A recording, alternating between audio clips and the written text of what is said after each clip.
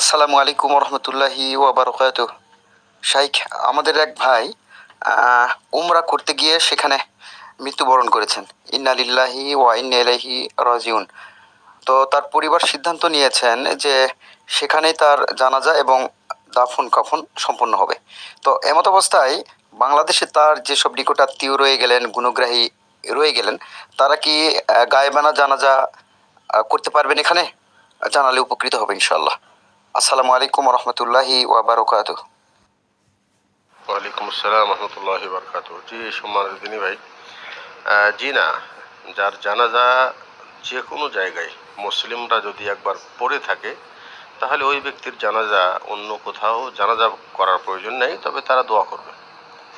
দোয়া জানাজা এটাও দোয়া, তারা স্বাভাবিক অবস্থায় নিজ নিজ জায়গা থেকে দোয়া করবে, এটাই। জানাজা পড়ার পক্ষে দলিল নেই।